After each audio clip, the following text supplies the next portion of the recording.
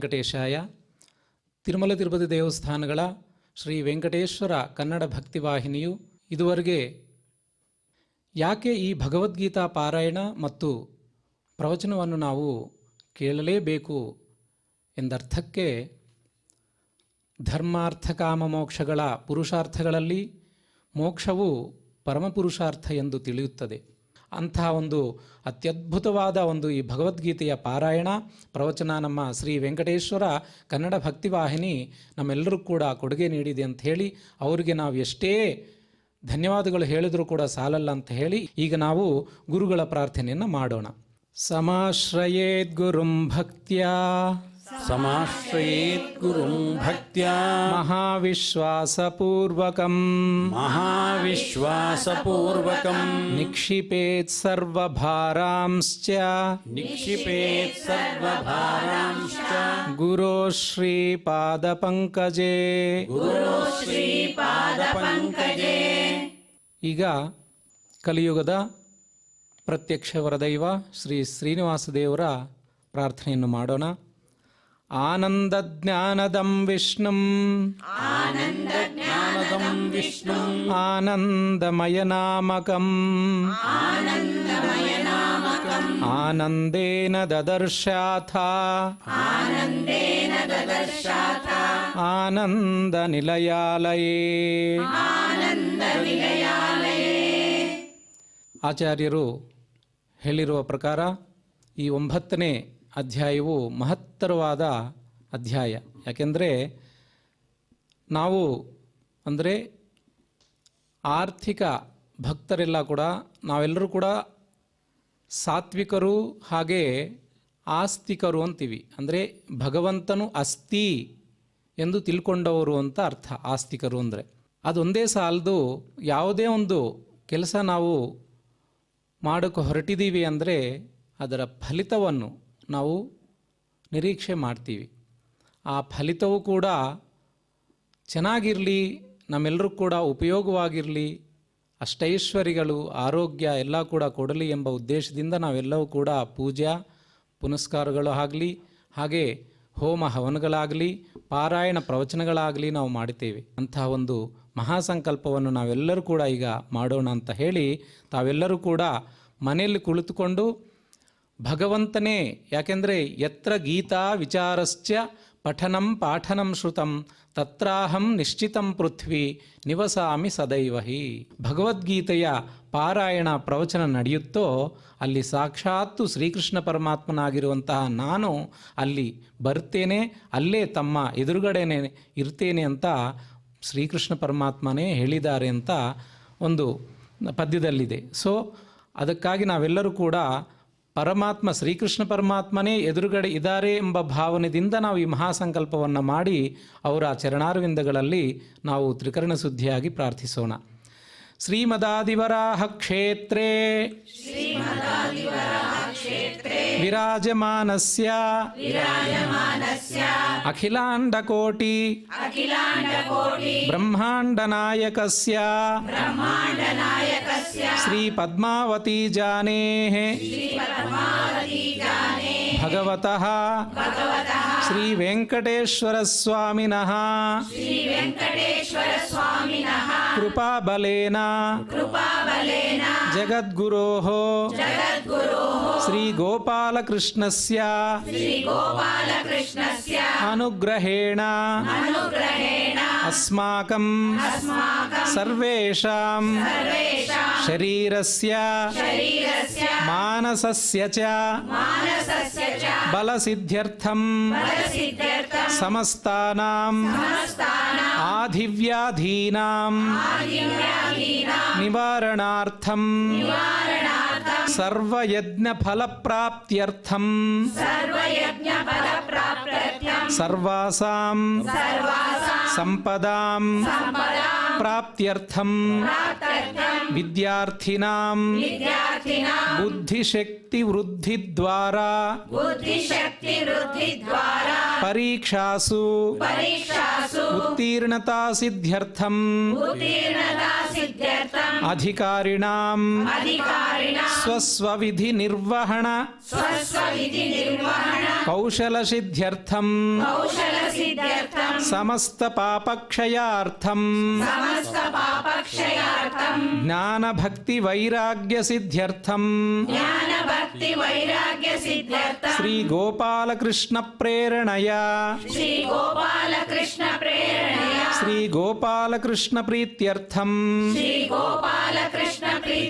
श्रीमद्भगवद्गीतायाः नवमोऽध्यायान्तर्गत श्लोकपारायणं तथा भगवद्गीता प्रवचनं श्रवणं च करिष्यामहे। ಈಗ ಭಗವದ್ಗೀತೆಯ ಕರ್ತ ಆಗಿರುವಂತಹ ಶ್ರೀಕೃಷ್ಣ ಪರಮಾತ್ಮರ ಒಂದು ಪ್ರಾರ್ಥನೆಯನ್ನು ಮಾಡಿ ಮುಂದೆ ವರಿಸೋಣ ಅಂತ ಹೇಳಿ ಈಗ ನಾವೆಲ್ಲರೂ ಕೂಡ ಭಕ್ತಿ ಶ್ರದ್ಧೆಯಿಂದ ಶ್ರೀಕೃಷ್ಣ ಪರಮಾತ್ಮನ ಪ್ರಾರ್ಥನೆಯನ್ನು ಮಾಡೋಣ. ಕೃಷ್ಣಾಯ ವಾಸುದೇವಾಯ ಹರಯೇ ಪರಮಾತ್ಮನೇ ಪ್ರಣತಃ ಕ್ಲೇಶನಾಶಾಯ ಗೋವಿಂದಾಯ ನಮೋ ನಮಃ. ನಾವು ನಿತ್ಯ ಪಾರಾಯಣ ಗ್ರಂಥವಾಗಿ ನಾವೆಲ್ಲರೂ ಕೂಡ ಈ ಭಗವದ್ಗೀತಾ ಗ್ರಂಥವನ್ನು ಒಂದು ಸನಾತನ ಧರ್ಮದ ವೈದಿಕ ಶಾಸ್ತ್ರದಲ್ಲಿ, ವೈದಿಕ ಇತಿಹಾಸದಲ್ಲಿ ಅಥವಾ ವೈದಿಕ ಸಾಹಿತ್ಯದಲ್ಲಿ ಭಗವದ್ಗೀತವೇ ನಮಗೆ ಹತ್ತಿರವಾದ ಗ್ರಂಥ ಈ ಕಲಿಯುಗದಲ್ಲಿ. ಅಂಥ ಒಂದು ಭಗವದ್ಗೀತಾ ಗ್ರಂಥವನ್ನು ನಾವು ಗ್ರಂಥವನ್ನಾಗಿ ತಿಳ್ಕೊಳ್ಳೋದೇ ಸಾಕ್ಷಾತ್ತು ಪರಮಾತ್ಮನಾಗಿರುವಂತಹ ಶ್ರೀಕೃಷ್ಣ ಪರಮಾತ್ಮ ಗ್ರಂಥ ಮೂಲಕವಾಗಿ ನಮ್ಮೆಲ್ಲರ ಮುಂದೆ ಇದ್ದಾರೆಂಬ ಉದ್ದೇಶದಿಂದ ನಾವೆಲ್ಲರೂ ಕೂಡ ಈಗ ಭಗವದ್ಗೀತಾ ಪ್ರಾರ್ಥನೆಯನ್ನು ಮಾಡೋಣ. ಶಾಸ್ತ್ರೇಷು ಭಾರತಂ ಸಾರಂ ತತ್ರ ನಾಮ ಸಹಸ್ರಕಂ ವೈಷ್ಣವಂ ಕೃಷ್ಣಗೀತಾ ಚ ತಜ್ಞಾನಾತ್ ಮುಚ್ಯತೇಂಜಸಾ.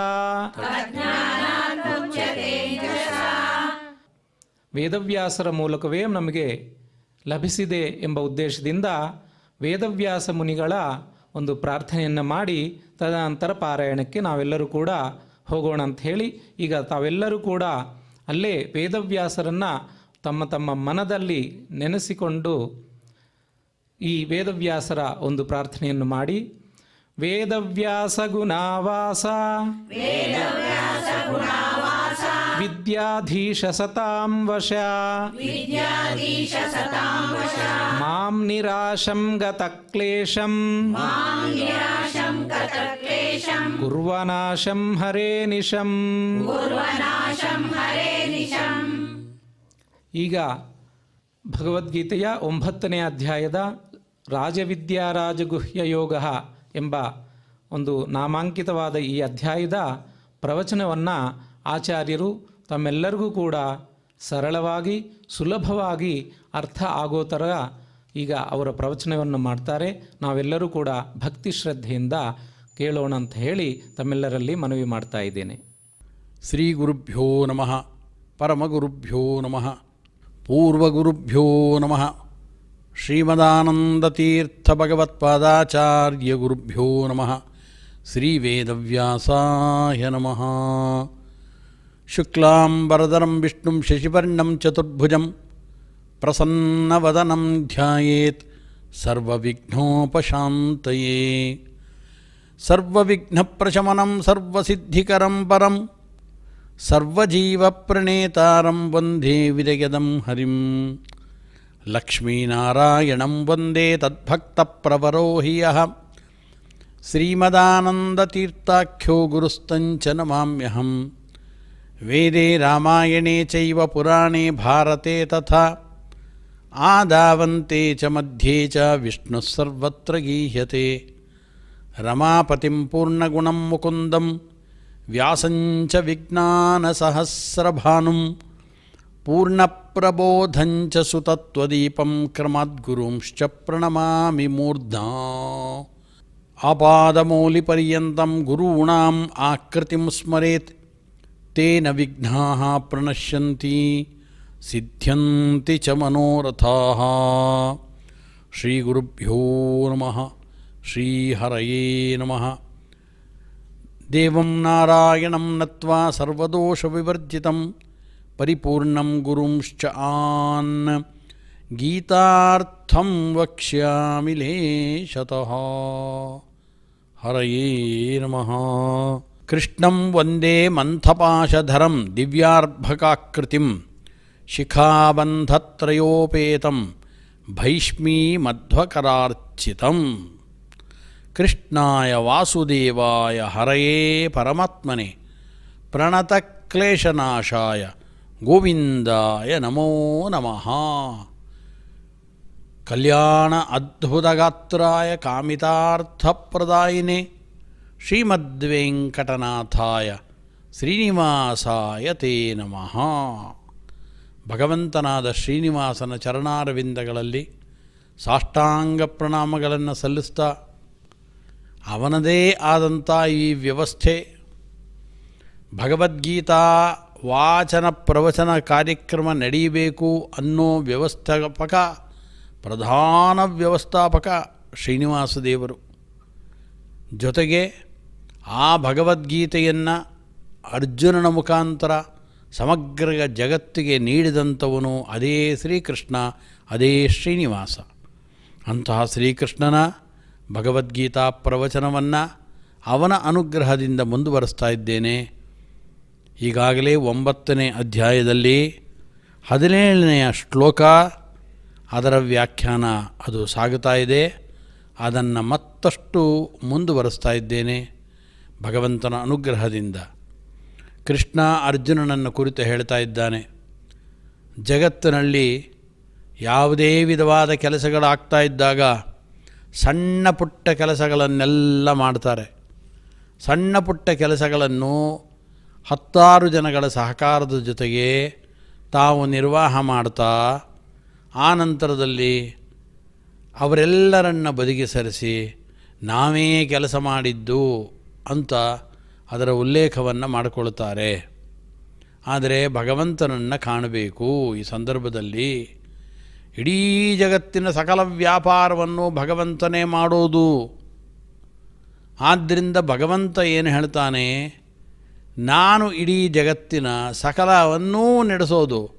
ಪ್ರತಿಯೊಬ್ಬ ವ್ಯಕ್ತಿಗಳ ಒಳಗೆ ಕೂತು ಅವನಿಗೆ ಶಕ್ತಿಯನ್ನು ಕೊಟ್ಟು, ಅವನ ಯೋಗ್ಯತೆಗೆ ಅನುಗುಣವಾಗಿ ಅವನಿಗೆ ಶಕ್ತಿಯನ್ನು ಕೊಟ್ಟು, ಅವನ ಕೈಯಲ್ಲಿ ಎಷ್ಟು ಸಾಧ್ಯವೋ ಅಷ್ಟು ಕೆಲಸವನ್ನು ಮಾಡಿಸುವವನು ನಾನೇನೇ ಅಂತ ಭಗವಂತನೇ ಕೆಲಸವನ್ನು ಮಾಡಿಸ್ತಾನೆ.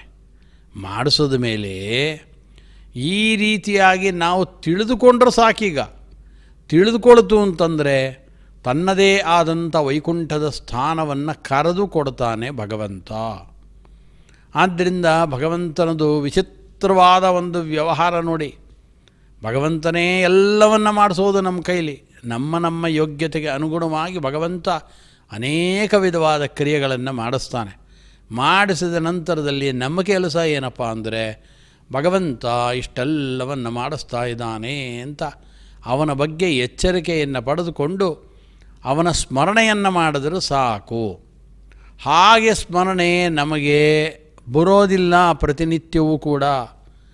ಒಂದೊಂದು ಸಣ್ಣ ಪುಟ್ಟ ಕೆಲಸಗಳನ್ನು ಮಾಡಿದಾಗಲೂ ನಮ್ಮ ಸ್ಮರಣೆಯೇ ನಮಗೆ ಬಂದು ಇಲ್ಲ ನಾವೇ ಮಾಡ್ತಾ ಇದ್ದೇವೆ, ನಮ್ಮಿಂದಲೇ ಆಗಿದ್ದು, ಬೇರೆ ಯಾರ ಸಹಕಾರವೂ ಇಲ್ಲ, ಸ್ವತಂತ್ರವಾಗಿ ನಾವೇ ಮಾಡಿದ್ದು ಅನ್ನೋ ಮನೋಭಾವವನ್ನು ನಾವು ತಾಳ್ಬಿಡ್ತೇವೆ. ಅದಕ್ಕೋಸ್ಕರ ಮತ್ತೆ ಮತ್ತೆ ನಮಗೆ ಎಚ್ಚರಿಕೆಯನ್ನು ಕೊಡಬೇಕು ಅನ್ನೋ ದೃಷ್ಟಿಯಿಂದ ಭಗವಂತ ಭಗವದ್ಗೀತೆಯಲ್ಲಿ ನಮಗೆ ಸ್ಪಷ್ಟವಾಗಿ ಸಂದೇಶವನ್ನು ನೀಡ್ತಾ ಇದ್ದಾನೆ. ನಾನೇ ಎಲ್ಲರಿಗೂ ಎಲ್ಲ ಕೆಲಸವನ್ನು ಮಾಡಿಸೋದು. ಇಡೀ ಜಗತ್ತಿಗೆ ನಾವು ನಮ್ಮ ಮಕ್ಕಳೇನಾದರೂ ಸ್ವಲ್ಪ ಒಳ್ಳೆಯ ಕೆಲಸಗಳನ್ನು ಮಾಡ್ತಾ ಇದ್ದಂತೆ, ಅವರ ತಂದೆ ಯಾರು ಮೊದಲು ನೋಡಿ ನೀವು, ನಾನು ಅವರ ತಂದೆ, ಆದ್ದರಿಂದ ನನ್ನ ಮಗ ಹಿಂಗೆ ಮಾಡ್ದ ಅಂತ ಒಳ್ಳೆಯ ಕೆಲಸಗಳನ್ನು ಮಾಡಿದಾಗ ನಮ್ಮ ಬೆನ್ನನ್ನು ನಾವೇ ತಟ್ಕೊಳ್ತೇವೆ. ಅನಂತರದಲ್ಲಿ ಕೆಟ್ಟ ಕೆಲಸಗಳನ್ನು ಮಾಡಿದಾಗ ಮಾತ್ರ ಮೆಲ್ಲಗೆ ಹಿಂತಿರುಗಿ ಜಾರಿಕೊಂಡು ಹೊರಟೋಗ್ತೇವೆ.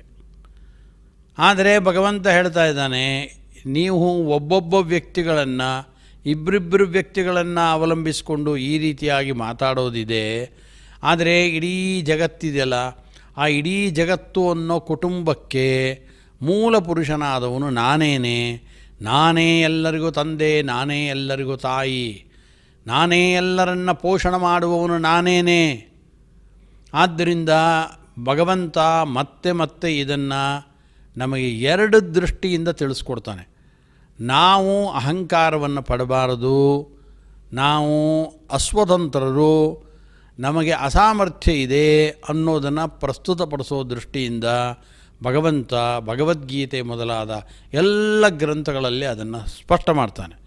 ಎರಡನೆಯದ್ದು, ಈ ಜ್ಞಾನ ಅನುಕ್ಷಣದಲ್ಲೂ ಎಚ್ಚರದಲ್ಲಿದ್ದರೆ ನಾವು ಮಾಡುವ ಕೆಲಸಗಳಲ್ಲಿ ಇನ್ನಷ್ಟು ಹೆಚ್ಚು ಶಕ್ತಿಯನ್ನು ಭಗವಂತ ತುಂಬುತ್ತಾನೆ. ಜೊತೆಗೆ ಭಗವಂತನ ಬಗ್ಗೆ ಈ ರೀತಿಯಾದ ಜ್ಞಾನವನ್ನು ಪಡ್ಕೊಂಡ್ರೂ ಸಾಕು, ಅದಕ್ಕನುಗುಣವಾದ ಅನುಸರಣೆ ಕ್ರಮೇಣ ನಮ್ಮಿಂದ ಆಗುತ್ತೆ. ತನ್ಮುಖಾಂತರವಾಗಿ ಭಗವಂತ ತನ್ನದೇ ಆದ ವೈಕುಂಠದ ಸ್ಥಾನವನ್ನು ಆತ ನೀಡ್ತಾನೆ. ಆ ದೃಷ್ಟಿಯಿಂದ ಎಲ್ಲವನ್ನ ಭಗವಂತನೇ ಮಾಡ್ತಾ ಇದ್ದಾನೆ. ಅದಕ್ಕೋಸ್ಕರ ಅರ್ಜುನನನ್ನು ಮಾಧ್ಯಮವನ್ನಾಗಿಟ್ಟುಕೊಂಡು ಕೃಷ್ಣ ಎಲ್ಲ ಸಜ್ಜನರಿಗೆ, ಜ್ಞಾನ ಪಿಪಾಸುಗಳು ಯಾರಿದ್ದಾರೆ ಅಂತಹ ವ್ಯಕ್ತಿಗಳಿಗೆ ಭಗವಂತ ಸ್ಪಷ್ಟವಾಗಿ ಹೇಳ್ತಾ ಇದ್ದಾನೆ. ಅಹಂಕರ್ತುರ್ಹಂ ಯಜ್ಞ ಸ್ವದಾಹಮಹಮೌಷಧಂ ಮಂತ್ರೋಹಂ ಅಹಮೇವ ಆದ್ಯಂ ಅಹಂ ಅಗ್ನಿ ಅಹಂ ಹುತಂ ಹೇಳ್ದ. ಆನಂತರ ಪಿತಾ ಅಹಂ ಅಸ್ಯ ಜಗತಃ, ಈ ಜಗತ್ತಿನ ತಂದೆ ನಾನು, ತಾಯಿ ನಾನು, ಪೋಷಕ ನಾನು, ಪಿತಾಮಹ ನಾನು. ವೇದ್ಯಂ ಪವಿತ್ರಂ ಓಂಕಾರ ಋಕ್ ಸಾಮ ಯಜುರೇವಚ ಅಂದ. ಅರ್ಚ್ಯತ್ವಾತ್ ಋಕ್, ಬ್ರಹ್ಮಾದಿಗಳು ಕೂಡ ಭಗವಂತನನ್ನೇ ಸ್ತೋತ್ರ ಮಾಡೋದು, ಭಗವಂತನನ್ನೇ ಪೂಜೆ ಮಾಡೋದು. ಆದ್ದರಿಂದ ಭಗವಂತನಿಗೆ ಋಕ್ ಅಂತ ಹೆಸರು ಅಂತ ತಿಳಿಸ್ತಾರೆ. ಆದ್ದರಿಂದ ಭಗವಂತನಿಗೆ ಯಜ್ಞಕ್ಕೆ ಸಂಬಂಧಪಟ್ಟ ಎಲ್ಲವನ್ನೂ ಕೂಡ ಹೇಳಿದರು. ನಾನು ಕ್ರತು, ಯಜ್ಞ, ಸ್ವಧ, ಈ ಎಲ್ಲ ಮಂತ್ರ, ಆಜ್ಯ, ಅಗ್ನಿ, ಹುತ ಎಲ್ಲವನ್ನ ಹೇಳಿದರು. ಎಲ್ಲವನ್ನ ಹೇಳಿದ ನಂತರದಲ್ಲಿ ಆ ಯಾಗಕ್ಕೆ ಸಂಬಂಧಪಟ್ಟ ಉಳಿದದ್ದನ್ನು ಇಷ್ಟು ತಿಳಿಸಿದಾಗ ಇನ್ನುಳಿದದ್ದನ್ನು ನಾವೇ ಆಲೋಚನೆ ಮಾಡಿ ತಿಳ್ಕೊಳ್ಬೇಕು. ಇಷ್ಟು ಮಾತ್ರ ಹೇಳಿದ್ದಾನೆ ಭಗವಂತ. ಆದ್ದರಿಂದ ಋಕ್ ಅಂದರೆ ಏನು ಅಂತ ಹೇಳಿದ. ಅರ್ಚ್ಯತ್ವಾತ್ ಋಕ್ ನಾಮಾಸು, ಭಗವಂತ ಸರ್ವರಿಂದಲೂ ಅರ್ಚನಾದ್ದರಿಂದ ಋಕ್ ಅರ್ಚತೀತಿ ಋಕ್ ಅಂತ. ಆದ್ದರಿಂದ ಅವನಿಗೆ ಋಕ್ ಅಂತ ಕರೀತಾರೆ. ಋಕ್ ಅಂದರೆ ಋಗ್ವೇದದ ಋಕ್ಗಳಿಂದ, ಆ ಮಂತ್ರಗಳಿಂದ ನಾವು ಭಗವಂತನಿಗೆ ಆಹುತಿಗಳನ್ನು ಯಜ್ಞದಲ್ಲಿ ನೀಡ್ತೇವೆ. ಆ ಋಕ್ಗಳಿದೆಯಲ್ಲ, ಋಕ್ ಅಂತ ಕರೆಸ್ಕೊಳ್ಳೋನು ಭಗವಂತನೇ ಅಂತ ಇದೆಲ್ಲ ಹೇಳಿದ್ರು. ಹಾಗಾದರೆ ಒಂದು ಯಾಗದಲ್ಲಿ ಸಾಮಾನ್ಯವಾಗಿ ಉಪನಿಷತ್ತಿನಲ್ಲಿ ನಮ್ಗೆ ವಿಶೇಷವಾಗಿ ಬೃಹದಾರಣ್ಯಕ ಉಪನಿಷತ್ತನ್ನು ನೋಡಬೇಕು ನಾವು. ಆ ಬೃಹದಾರಣ್ಯಕ ಉಪನಿಷತ್ತಿನಲ್ಲಿ ಬಹಳ ಸ್ಫುಟವಾಗಿ ಭಗವಂತ ಹೇಳ್ತಾ ಇದ್ದಾನೆ ನೋಡಿ. ಯಾಗ ಅಂದರೆ ಅದರಲ್ಲಿ ಹೋತ ಅಂತ ಒಬ್ಬ ಇದ್ದಾನೆ, ಋತ್ವಿಕ್ಗಳಿರ್ತಾರೆ. ಅದರಲ್ಲಿ ಹೋತೃ, ಇನ್ನೊಬ್ಬ ಅಧ್ವರ್ಯು, ಇನ್ನೊಬ್ಬ ಉದ್ಗಾತೃ, ಇನ್ನೊಬ್ಬ ಬ್ರಹ್ಮ. ಸಾಮಾನ್ಯವಾಗಿ ಯಾವುದೇ ಯಾಗಗಳಾದರೂ ಕೂಡ ಈ ರೀತಿಯಾಗಿ ಇರ್ತಾರೆ. ಇದರಲ್ಲಿ ಹೋತೃ, ಉದ್ಗಾತೃ, ಅಧ್ವರ್ಯು, ಬ್ರಹ್ಮ ಅಂತ ಈ ನಾಮಗಳನ್ನು ಅನೇಕ ವ್ಯಕ್ತಿಗಳಿಗೆ ನಾವು ನೀಡ್ತೇವೆ ನಿಜ. ಆದರೆ ನಿಜವಾಗಲೂ ಕೂಡ ಹೋತೃವಿನಲ್ಲಿ ಒಳ ಕೂತ್ಕೊಂಡು ಅವನಿಂದ ಯಜ್ಞದ ಪ್ರಕ್ರಿಯೆಯನ್ನು, ಹಾಗೆ ಹೋತೃ, ಉದ್ಗಾತೃ, ಅಧ್ವರ್ಯು, ಬ್ರಹ್ಮ ಇವರೆಲ್ಲರಲ್ಲಿ ಕುಳಿತುಕೊಂಡು ಅವರವರ ಕೆಲಸಗಳನ್ನು ಮಾಡಿಸ್ತಾ ಅವರ ಕೈಲಿ ಅವರ ಒಳಗಡೆ ಕುಳಿತು ನಿಯಾಮಕನಾಗಿದ್ದಿದ್ದು ಮಾತ್ರ ಅಲ್ಲದೆ ಆಯಾ ನಾಮಗಳನ್ನು ಹೊತ್ತುಕೊಂಡಂಥವನು ಭಗವಂತನೇ. ಅದು ಹೋತ ಅಂದರೆ ಯಾರು? ಭಗವಂತನೇ. ಉದ್ಗಾತ ಭಗವಂತ, ಅಧ್ವರ್ಯು ಭಗವಂತ, ಬ್ರಹ್ಮ ಭಗವಂತನೇ. ಎಲ್ಲವೂ ಭಗವಂತನದೇ ಹೆಸರುಗಳು ಅಂತಂತಾರೆ. ಯಾಕೆ ಅಂದರೆ ಮುಖ್ಯವಾಗಿ ಆ ಕೆಲಸವನ್ನು ಮಾಡುವವನು ಭಗವಂತನೇ. ಆದ್ದರಿಂದ ಅವನಿಗೆ ನೇರವಾಗಿ ಅದನ್ನು ನಾವು ಹೇಳಬೇಕೇ ಹೊರತು ಬೇರೆಯವರಿಗೆ ಗೌಣ ವಾಕ್ಪ್ರಯೋಗವನ್ನು ಮಾಡಬೇಕು ಅಷ್ಟೇ. ಹಾಗೆ ಅಗ್ನಿ ಅಂದರೆ ಸಾಕ್ಷಾತ್ ಅಗಂ ಅಂಗಾನಿ ನಯತಿ, ಅಗ್ರೇ ನಯತಿ, ಅಗ್ರಣೀಹಿ ಅಗ್ನಿ ಅಂತ ಹೀಗೆಲ್ಲ ಹೇಳಿ, ಹಾಗಾದರೆ ಈ ಬೆಂಕಿಗೆ ನಾವು ಅಗ್ನಿ ಅಂತ ಕರಿಬೇಕೋ ಬೇಡೋ ಅಂದರೆ ಕರೀರಿ, ಇದು ಕೂಡ. ಆದರೆ ಇದಕ್ಕಿಂತ ಅತ್ಯಂತ ಪರಮವಾದ ಮುಖ್ಯ ವೃತ್ತಿಯಿಂದ ಅತ್ಯಂತ ಪ್ರಧಾನವಾಗಿ ಆ ಅಗ್ನಿ ಶಬ್ದ ಅನ್ನೋದು ನೇರವಾಗಿರೋದು ಭಗವಂತನಲ್ಲೇ ಅಂತ ತಿಳ್ಕೊಳ್ಬೇಕು ಅಂತ ನಾವು ಹೇಳ್ತೀವಿ. ಇಂದ್ರ ಅಂದ್ರೇನು? ಇದು ಪರಮೈಶ್ವರ್ಯ ಅಂತ ಅರ್ಥ. ಇಂದ್ರನಲ್ಲೂ ಐಶ್ವರ್ಯ ಇದೆ, ಆದ್ದರಿಂದ ಇಂದ್ರ ಅಂತ ಕರೆದ್ವಿ ನಿಜ. ಆದರೆ ಇಂದ್ರನಿಗೂ ಐಶ್ವರ್ಯವನ್ನು ಕೊಟ್ಟವನೋ ಅವರಿಗಿಂತ ಮೇಲ್ಗಡೆ ದೇವತೆಗಳು. ಲಕ್ಷ್ಮೀದೇವಿ ಇಂದ್ರನ ದೇವರಿಗೆ ಐಶ್ವರ್ಯ ಕೊಟ್ಟಿದ್ದಾರೆ ಅಂತ ಭಾವಿಸ್ಕೊಳ್ಬೋದು. ಆ ಲಕ್ಷ್ಮೀದೇವಿಗೂ ಐಶ್ವರ್ಯವನ್ನು ಕೊಟ್ಟವನು ಭಗವಂತ. ಆದ್ದರಿಂದ ಪರಮೈಶ್ವರ್ಯಶಾಲಿ, ಮತ್ತೊಬ್ಬರಿಂದ ಐಶ್ವರ್ಯವನ್ನು ಪಡೆದುಕೊಳ್ಳದೇ ಇರುವವನು, ಮತ್ತೆಲ್ಲರಿಗೂ ಐಶ್ವರ್ಯವನ್ನು ಹಂಚುವವನು ಭಗವಂತನಾದ್ದರಿಂದ ಅದಕ್ಕೋಸ್ಕರ ಪ್ರಧಾನವಾಗಿ ಇಂದ್ರ ಅಂದರೆ ಯಾರು ಅಂದರೆ ಭಗವಂತನೇ. ಯಮಿಂದ್ರಂ ವರುಣಂ ಅಗ್ನಿಂ ಆಹುಹು, ಅವನನ್ನೇ ಇಂದ್ರ, ವರುಣ, ಅಗ್ನಿ ಎಲ್ಲ ಶಬ್ದಗಳಿಂದ ಕರೆಯೋದು ಭಗವಂತನನ್ನೇ ಅಂತ ಹೇಳ್ತಾರೆ. ಅದೇ ರೀತಿಯಾಗಿ ಬೃಹದಾರಣ್ಯಕೋಪನಿಷತ್ತಿನಲ್ಲಿ ಈ ಮಾತನ್ನು ತುಂಬ ಚೆನ್ನಾಗಿ, ತುಂಬ ಸೂಕ್ಷ್ಮವಾಗಿ ಒಂದು ಸಣ್ಣ ಕತೆ ಹೇಳ್ತಾ ಈ ಮಾತನ್ನು ಹೇಳ್ತಾರೆ. ಯಾಕೆಂದರೆ ಭಗವದ್ಗೀತೆಯಲ್ಲಿ ನಾವಿಲ್ಲಿ ನೋಡಿದಾಗ ಮಂತ್ರೋಹಮಹಮೇವಾಜ್ಯಂ ಅಹಂ ಅಗ್ನಿರಹಂ ಹುತಂ ಅಂದರು. ಯಜ್ಞಕ್ಕೆ ಸಂಬಂಧಪಟ್ಟ ಈ ವಿಚಾರಗಳನ್ನೆಲ್ಲ ಹೇಳ್ತಾ ಇದ್ದಾಗ ಆ ಯಜ್ಞದಲ್ಲಿ ಇದ್ದಂಥ ಪ್ರಧಾನವಾಗಿ ಋತ್ವಿಕಗಳ ಇದ್ದಾರಲ್ಲ, ಆ ಋತ್ವಿಕಗಳನ್ನೆಲ್ಲ ಇಲ್ಲಿ ಬಿಟ್ಬಿಟ್ರಲ್ಲ, ಅಂದರೆ ನಾವು ಬಿಟ್ಟಿದ್ದೀವಿ, ಅದನ್ನೆಲ್ಲ ನೀವು ಇಟ್ಕೊಳ್ಬೇಕು ಅಂತ ಅರ್ಥ. ಅದಕ್ಕೋಸ್ಕರ ಹೋತ ಅಂದರೆ ಭಗವಂತ. ಯಾಕೆ ಅಂದರೆ ಬೃಹದಾರಣ್ಯಕೋಪನಿಷತ್ತಿನಲ್ಲಿ ಇದನ್ನು ಭಗವಂತ ಸ್ಪಷ್ಟ ಮಾಡಿದ್ದಾನೆ. ಅಲ್ಲಿರೋದನ್ನು ಎಲ್ಲವನ್ನೂ ಪೂರ್ಣವಾಗಿ ಇಲ್ಲಿ ತಿಳಿಸೋದಕ್ಕಾಗಲ್ಲ. ಯಾಕೆ ಅಂದರೆ ಇದು ಸಾರವತ್ತಾದ ಗ್ರಂಥ ಭಗವದ್ಗೀತೆ ಅನ್ನೋದು. ಆದ್ದರಿಂದ ಅದೆಲ್ಲವನ್ನೂ ಇಲ್ಲಿ ಹೇಳ್ತಾ ಇದ್ದರೆ ಆ ಎಲ್ಲ ಗ್ರಂಥಗಳ ಒಂದು ಸಮೂಹ ಆಗಿಬಿಡುತ್ತಿದ್ದು. ಆದ್ದರಿಂದ ಈ ವಿಚಾರಗಳನ್ನು ತಿಳಿಸಿ ಏತನ್ಮುಖಾಂತರವಾಗಿ ಉಳಿದದ್ದನ್ನು ತಿಳಿದುಕೊಳ್ಳಬೇಕು ಅಂತ ಭಗವಂತ ಸೂಚನೆಯನ್ನು ಮಾಡೋದು. ಆದ್ದರಿಂದ ಋತ್ವಿಕಗಳಿದ್ದಾರೆ ಅದರಲ್ಲಿ. ಆ ಋತ್ವಿಕಗಳಲ್ಲಿ ಭಗವಂತ ಯಾರಪ್ಪ ಅಂದರೆ ಹೋತ ಯಾರು? ಭಗವಂತನೇ ಹೋತ ಅಂತ ಕರೆಸ್ಕೊಳ್ತಾನೆ ಅಂತಂದು. ಯಾಕೆ ಅಂದರೆ ಜನಕ ಮಹಾರಾಜ ಒಂದು ದೊಡ್ಡ ಯಾಗವನ್ನು ಮಾಡ್ತಾಯಿದ್ದ. ಆ ಯಾಗಕ್ಕೆ ಸುತ್ತಮುತ್ತಲಿನ ಎಲ್ಲ ಭಾಗದ ಬ್ರಾಹ್ಮಣರುಗಳು ಬಂದರು. ಸಾಧಾರಣ ಬ್ರಾಹ್ಮಣರುಗಳಲ್ಲ, ಬ್ರಹ್ಮಜ್ಞಾನವನ್ನು ಪಡೆದಂಥ ಬ್ರಾಹ್ಮಣರುಗಳೆಲ್ಲ ಅಲ್ಲಿಗೆ ಬಂದರು. ಅಲ್ಲಿಗೆ ಬಂದಾಗ ಆ ಜನಕ ಮಹಾರಾಜನಿಗೆ ಒಂದು ಆಲೋಚನೆ ಆಯಿತು. ಅವನಂತ ಇದ್ದಾನೆ, ಇಷ್ಟೊಂದು ಜನ ಬ್ರಹ್ಮಜ್ಞಾನಿಗಳು ಬಂದಿದ್ದಾರೆ, ಇವರಲ್ಲಿ ಅತ್ಯುತ್ತಮನಾದ ಬ್ರಹ್ಮಜ್ಞಾನಿ ಯಾರು ಅಂತ ನಾನು ತಿಳ್ಕೊಳ್ಬೇಕು ಅಂತ ಒಂದು ಆಸೆ ಆಯಿತು ಅವನಿಗೆ. ಅದಕ್ಕೋಸ್ಕರ ಏನು ಮಾಡ್ದ ಅಂದರೆ ಸಾವಿರಾರು ಗೋವುಗಳನ್ನು ತಂದು ಒಂದು ಕಡೆಯಲ್ಲಿ ಕಟ್ಟಿ ಆ ಗೋವುಗಳ ಶೃಂಗಗಳಿಗೆ ಬಂಗಾರಗಳ ಕವಚಗಳನ್ನು ಹಾಕಿಸ್ದ. ಶೃಂಖಲಗಳು ಅದನ್ನೆಲ್ಲ ಬಂಗಾರದ್ದನ್ನು ಗೋವುಗಳಿಗೆ ತೊಡಸಿ ಆನಂತರದಲ್ಲಿ ಘೋಷಣೆಯನ್ನು ಮಾಡಿದ. ಈ ಬ್ರಹ್ಮಜ್ಞಾನಿಗಳ ಈ ತುಂಬಿದ ಸಭೆಯಲ್ಲಿ ಯಾರು ಅತ್ಯುತ್ತಮರಾದ ಬ್ರಹ್ಮಜ್ಞಾನಿ ಅಂತ ಆಗಿದ್ದಾರೋ, ಬ್ರಹ್ಮಿಷ್ಠ ಅಂತ ಕರೆಸ್ಕೊಳ್ತಾರೋ ಅಂಥವರು ಈ ಗೋವುಗಳನ್ನು ತೆಗೆದುಕೊಂಡು ಹೋಗಬಹುದು ಅಂತ ಒಂದು ಘೋಷಣೆಯನ್ನು ಮಾಡಿದ. ಆ ಬ್ರಹ್ಮಜ್ಞಾನಿಗಳ ಮಧ್ಯದಲ್ಲಿ ಯಾಜ್ಞವಲ್ಕ್ಯರು ಕೂಡ ಬಂದಿದ್ದರು. ಯಾಜ್ಞವಲ್ಕ್ಯರನ್ನು ಕೇಳಿಸ್ಕೊಂಡ್ರು ಈ ಮಾತನ್ನು. ಕೇಳಿಸ್ಕೊಂಡು ಕೂಡಲೇ ಅವರು ನೇರವಾಗಿ ಅವರ ಶಿಷ್ಯ ಒಬ್ಬ ಇದ್ದ, ಆ ಶಿಷ್ಯನನ್ನು ಕರೆದರು. ಸೋಮಪಾನಕ್ಕೆ ಅರ್ಹನಾದಂಥ ಒಬ್ಬ ಸಾಮಶ್ರವ ಅಂತಿದ್ದರು. ಹೇ ಸಾಮಶ್ರವ ಅಂತ ಕರೆದರು. ಬಂದ ಅವನು. ಬಂದು ಕೂಡಲೇ ನೋಡು, ಇಲ್ಲಿರುವ ಎಲ್ಲ ಹಸುಗಳನ್ನು ತೆಗೆದುಕೊಂಡು ನಮ್ಮ ಮನೆಗೆ ತೆಗೆದುಕೊಂಡು ಹೊರಟೋಗು ಅಂತ ಅಂದರು. ಅವನ ಎಲ್ಲ ಹಸುಗಳನ್ನು ಕೂಡ, ಆ ಸಾವಿರಾರು ಹಸುಗಳನ್ನು, ಅದು ಬಂಗಾರದ ಕವಚಗಳನ್ನು ಕೊಂಬಿಗಳಿಗೆ ಸಿಕ್ಕಿಸಿಕೊಂಡಂಥ ಹಸುಗಳನ್ನು ನೇರವಾಗಿ ಮನೆಗೆ ತೆಗೆದುಕೊಂಡು ಹೊರಟೋದ. ಎಲ್ಲ ಬಂದಂಥವರು ಬ್ರಹ್ಮಜ್ಞಾನಿಗಳೇ. ಆ ಬ್ರಹ್ಮಜ್ಞಾನಿಗಳಲ್ಲಿ ಎಲ್ಲರೂ ಸಂಕೋಚವನ್ನು ಪಟ್ಕೊಳ್ತಾ ಇದ್ದರು. ನಾನೇ ಅತ್ಯುತ್ತಮನಾದ ಬ್ರಹ್ಮಜ್ಞಾನಿ ಅಂತ ಹೆಂಗೆ ಹೇಳೋದು? ಎಲ್ಲರಿಗೂ ಸಂಕೋಚ ಇತ್ತು. ಆದರೆ ಯಾಜ್ಞವಲ್ಕ್ಯರು ಏನು ಮಾಡಿದ್ರು ಅಂದರೆ ಅದೇನೂ ಮಾಡಲಿಲ್ಲ.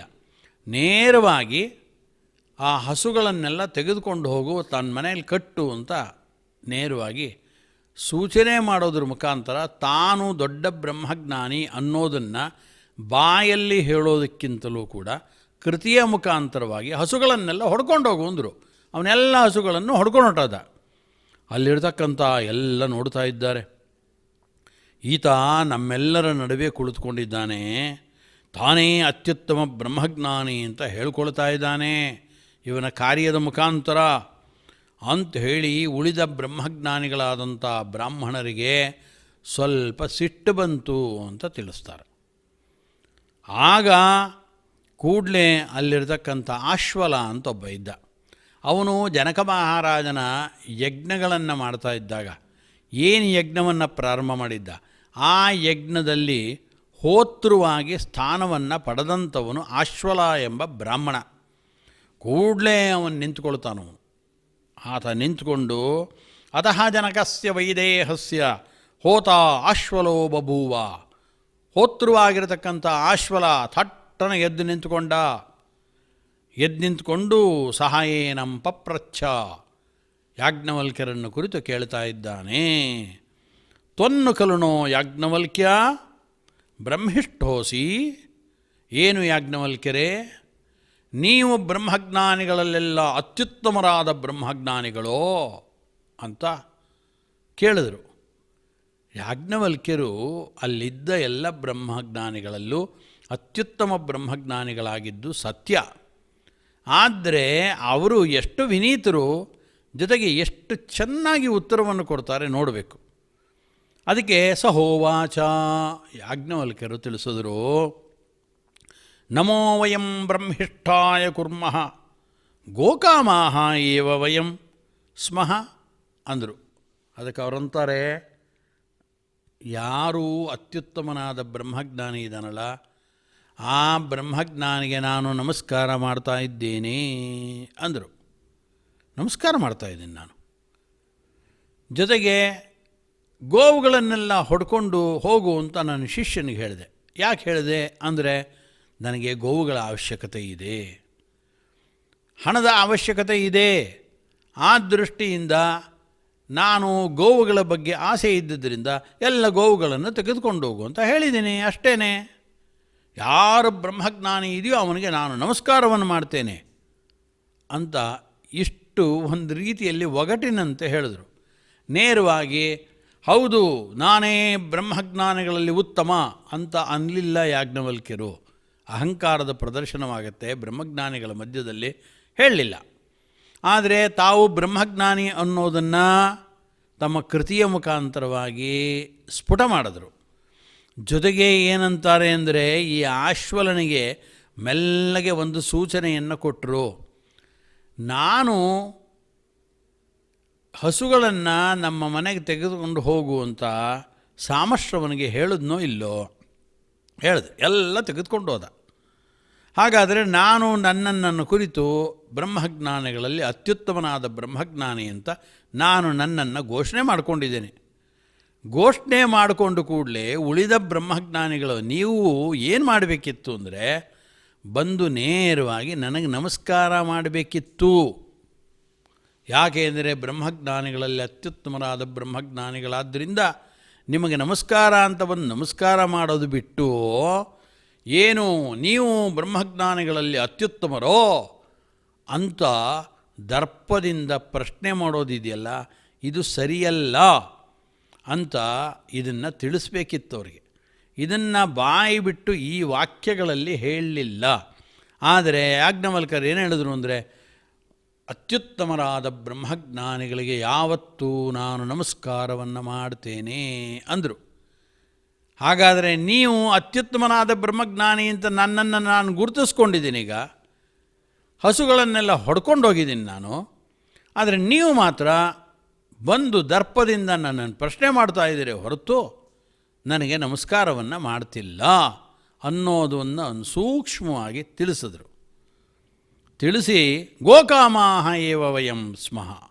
ನಮಗೆ ಬರೀ ಹಸು ಬೇಕಷ್ಟೇ, ನಮಗೆ ಹಸು ಬೇಕು, ಹಸುವಿನಲ್ಲಿ ಆಸಕ್ತರಾದಂಥವರು, ಅರ್ಥಾತ್ ನಮ್ಮ ಗುರುಕುಲದ ಅದನ್ನು ನಡೆಸೋದಕ್ಕೆ ಹಸುಗಳ ಅವಶ್ಯಕತೆ ಇದೆ.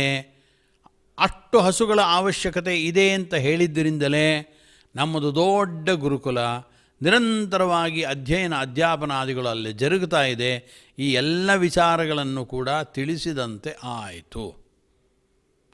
ಈ ದೃಷ್ಟಿಯಿಂದಲೇ ಜನಕ ಮಹಾರಾಜ ಹಸುಗಳನ್ನು ಇಲ್ಲಿಟ್ಟಿದ್ದು ಅನ್ನೋ ಸೂಚನೆಯನ್ನು ಕೂಡ ಯಾಜ್ಞವಲ್ಕ್ಯರು ತಮ್ಮ ಮಾತು ಮತ್ತು ಕೃತಿಯ ಮುಖಾಂತರ ಸ್ಫುಟ ಮಾಡಿದರು.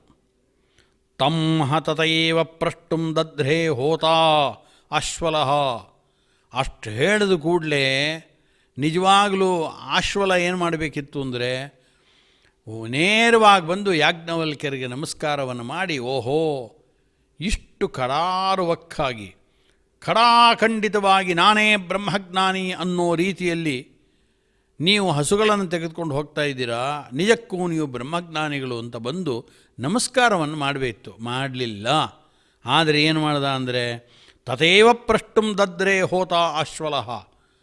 ಓಹೋ, ನೀವು ಎಲ್ಲ ಬ್ರಹ್ಮಜ್ಞಾನಿಗಳಲ್ಲಿ ಭಾರಿ ಉತ್ತಮರೋ, ಬ್ರಹ್ಮಹಿಟ್ಟರೋ, ಹಾಗಾದರೆ ನಾನು ನಿಮ್ಮನ್ನು ಪ್ರಶ್ನೆ ಮಾಡ್ತಾ ಇದ್ದೇನೆ ಅಂತ ಹೇಳ್ದ. ಹೇಳಿ ಯಾಜ್ಞವಲ್ಕ್ಯ ಇತಿ ಹೋವಾಚ, ಹೇ ಯಾಜ್ಞವಲ್ಕ್ಯರೇ ಅಂತ ಕರೆದ. ಬ್ರಹ್ಮಜ್ಞಾನಿಗಳಲ್ಲಿ ಉತ್ತಮರಾದ ಮೇಲೆ ಅವರ ಹೆಸರಿಡಿದು ನಿಜವಾಗ್ಲೂ ಕರಿಬಾರ್ದಿತ್ತು, ನಮಸ್ಕಾರವನ್ನು ಸಲ್ಲಿಸಬೇಕಾಗಿತ್ತು. ಅದನ್ನೇನೂ ಮಾಡಲಿಲ್ಲ ಅವನು. ಆದರೆ ಈ ಆಶ್ವಲ ಬ್ರಹ್ಮಜ್ಞಾನಿ ಅಲ್ಲ ಅಂತಲ್ಲ, ಈತನೂ ಒಳ್ಳೆ ಬ್ರಹ್ಮಜ್ಞಾನಿಯೇ. ಅದು ಜನಕ ಮಹಾರಾಜನ ಯಜ್ಞಗಳಲ್ಲಿ ಹೋತೃಸ್ಥಾನವನ್ನು ಪಡೆದುಕೊಂಡಂಥವನು. ಆದ್ದರಿಂದ ಯದಿದಂ ಸರ್ವಂ ಮೃತ್ಯುನ ಆಪ್ತಂ ಸರ್ವಂ ಮೃತ್ಯುನ ಅಭಿಪನ್ನಂ ಕೇನ ಯಜಮಾನಃ ಮೃತ್ಯೋಹೋ ಆಪ್ತಿಂ ಅತಿಮುಚ್ಯತೆ ಇತಿ ಪ್ರಶ್ನೆ ಕೇಳ್ದ. ಅವನು ಹೇಳ್ತಾ ಇದ್ದಾನೆ, ನೋಡಿ, ಇಡೀ ಜಗತ್ತಿದೆಯಲ್ಲ, ಈ ಇಡೀ ಪ್ರಾಣಿಗಳ ಜಗತ್ತು, ಇಲ್ಲಿ ಯಾರ್ಯಾರು ಜೀವರಾಶಿಗಳು ಅಂತಿದ್ದಾರೆ ಅವ್ರನ್ನ ಎಲ್ಲರನ್ನೂ ಕೂಡ ಈ ಮೃತ್ಯು ಅನ್ನೋದು ವ್ಯಾಪಿಸ್ಕೊಂಡಿದೆ. ಒಂದಲ್ಲ ಒಂದು ದಿನ ಪ್ರತಿಯೊಬ್ಬ ವ್ಯಕ್ತಿಗಳು ಕೂಡ ಮರಣಕ್ಕೆ ಒಳಗಾಗಿ ಹೋಗುತ್ತಾರೆ.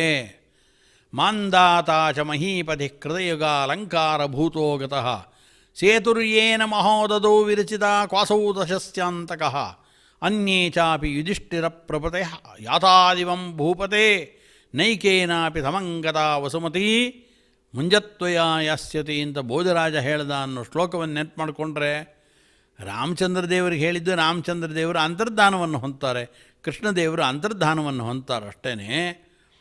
ಆದರೆ ಯುಧಿಷ್ಠಿರಾದಿಗಳಿರ್ಬೋದು, ಮಾಂದಾತ ಮೊದಲಾದ ರಾಜರುಗಳಿರ್ಬೋದು, ಭಟ್ಟಿರ್ ನಷ್ಟೋ ಭಾರವೀಯೋಪಿ ನಷ್ಟ ಬುಕ್ಕುಂಡೋಹಂ ಭೂಪತಿ ಸ್ತಂಚರಾಜನ್, ಎಲ್ಲರೂ ಕೂಡ ಭಟ್ಟಿ ಹೋದ, ಕವಿಗಳಿದ್ದರೆ ಅವರೆಲ್ಲರೂ ಹೋದರು. ಬುಕ್ಕುಂಡೋಹಂ ಭೂಪತಿ ಸ್ತಂಚರಾಜನ್, ಅದಕ್ಕೆ ಅವನು ಹೇಳ್ತಾನೆ, ಬಬ್ಬಾವಲ್ಯಾಂ ಅಂತಕ ಸಂಪ್ರವಿಷ್ಟ ಭಾ ಭಾ ಭಾ ಅನ್ನೋದ್ರೊಳಗೆ ಅಂತಕ ಬಂದುಬಿಟ್ಟಿದ್ದಾನೆ, ಆದ್ದರಿಂದ ನೀನು ಹೋಗ್ತೀಯ, ನಾನು ಹೋಗ್ತೀನಿ ಅಂತ. ಅಂದರೆ ಪ್ರತಿಯೊಬ್ಬರೂ ಕೂಡ ಜಗತ್ತಿನಲ್ಲಿರ್ಬೋದು, ಅವರು ಕವಿಗಳಿರ್ಬೋದು, ಪಂಡಿತರಿರ್ಬೋದು, ದೊಡ್ಡ ಅಧ್ವರ್ಯುಗಳಿರ್ಬೋದು, ಅವರು ಋತ್ವಿಕಗಳಿರ್ಬೋದು, ಶ್ರೀಮಂತರಿರ್ಬೋದು, ಬಡವರಿರ್ಬೋದು, ಯಾರೇ ಇರ್ಬೋದು, ಸಮಗ್ರವಾದ ಚೇತನ ಪ್ರಪಂಚ ಅನ್ನೋದು ಮೃತ್ಯುವಿನ ಆಕ್ರಮಣಕ್ಕೆ ಒಳಗಾಗಿದೆ. ಇದುವರೆಗೂ ಎಲ್ಲವನ್ನೂ ಕೂಡ ಮೃತ್ಯು ನುಂಗು ಹಾಕಿದೆ. ಆ ಮೃತ್ಯುವಿನ ಆಕ್ರಮಣವನ್ನು ಯಜಮಾನನಾದಂಥವನು ಉಪಾಯದಿಂದ ತಪ್ಪಿಸಿಕೊಂಡು ಬಹುಕಾಲ ಪರ್ಯಂತ ಇಲ್ಲಿ ಜೀವನವನ್ನು ಮಾಡ್ತಾ ತನ್ನ ಸಾಧನೆಯನ್ನು ತಾನು ಪೂರ್ತಿ ಮಾಡಿಕೊಂಡು ಆನಂತರ ದೇಹವನ್ನು ತ್ಯಾಗ ಮಾಡಿ ಅವನು ಮುಕ್ತಿಯನ್ನು ಪಡೀತಾನೆ. ಅಂಥವ್ರು ಯಾರು, ಹೇಗೆ ಪಡೆಯೋದು ಅದನ್ನು ಹೇಳು ಅಂತ ಯಾಜ್ಞವಲ್ಕ್ಯರಲ್ಲಿ ಆಶ್ವಲ ತಾನು ಪ್ರಶ್ನೆಯನ್ನು ಮಾಡಿದ. ಅದಕ್ಕೆ ಯಾಜ್ಞವಲ್ಕ್ಯರು ಹೇಳ್ತಾರೆ, ಕೂಡಲೇ ಹೇಳಿದ್ರವರು, ಹೋತ್ರ ಋತ್ವಿಜ ಅಗ್ನಿನ ವಾಚ ಅಂತ ಉತ್ತರ ಕೊಟ್ಟರವರು. ವಾಗ್ವೈ ಯಜ್ಞಸ್ಯ ಹೋತ ತದ್ಯೇಯಂ ವಾಕ್ ಸೋಯಮಗ್ನಿ ಸಹೋತ ಸಮುಕ್ತಿ ಸಾ ಅತಿಮುಕ್ತಿ ಅಂದರು. ಅದಕ್ಕೆ ಅವ್ರು ಹೇಳಿದರು, ಹೋತ್ರ ಋತ್ವಿಜ ಅಗ್ನಿನ ವಾಚ.